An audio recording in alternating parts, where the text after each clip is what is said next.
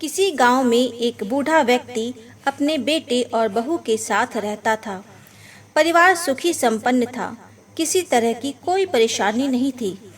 बूढ़ा बाप, जो किसी समय अच्छा खासा नौजवान था, आज बुढ़ापे से हार गया था। चलते समय लड़खड़ाता था।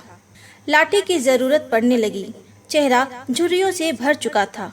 बस अपना जीवन किसी तरह व्यतीत कर रहा था। घर में एक चीज अच्छी थी कि शाम को खाना खाते समय पूरा परिवार एक साथ टेबल पर बैठकर खाना खाता था। एक दिन ऐसे ही शाम को जब सारे लोग खाना खाने बैठे, बेटा ऑफिस से आया था। भूख ज्यादा थी, सो जल्दी से खाना खाने बैठ गया और साथ में बहू और उसका एक बेटा भी खाना खाने लगे। बूढ़े हाथ जैसे ही थाली उठाने को हुए, थाली हाथ से छिटक गई। थोड़ी दाल टेबल पे गिर गई। बहू बेटे ने घृणा की दृष्टि से पिता की ओर देखा और फिर से अपना खाना खाने में लग गए। बूढ़े पिता ने जैसे ही अपने हिलते हाथों से खाना खाना शुरू किया तो खाना कभी कपड़ों पे गिरता, कभी जमीन पर। बहू ने चिढ़ते हुए कहा, हे राम, कितनी गंदी तरह से खाते हैं। मन करता है इनकी थाली किसी अलग कोने में लगवा दें। बेटे ने भी ऐसे सिर हिलाया जैसे पत्नी की बात से सहमत हो। उनका बेटा यह सब मासूमियत से देख रहा था। अगले दिन पिता की थाली उस टेबल से हटाकर एक कोने में लगवा दी गई। पिता की डबडबाती आंखें सब कुछ देखते हुए भी कुछ बोल नहीं पा रही थी। बूढ़ा पिता रोज की तरह खाना खाने लगा। खाना कभी इधर गिरता, कभी उधर। छोटा बच्चा अपना खाना छोड़कर लगातार अपने दादा की तरफ देख रहा था।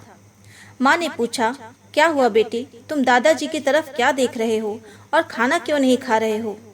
बच्चा बड़ी मासूमियत से बोला, माँ, मैं सीख रहा हूँ कि वृद्धों के साथ कैसा व्यवहार करना चाहिए। जब मैं बड़ा हो जाऊंगा और आप लोग बूढ़े हो जाओगे तो मैं भी आपको इसी तरह कोने में खाना खिलाया करूँगा। बच्चे के मुंह से ऐसा सुनते ही बेटे और बहू दोनों कांप उठे।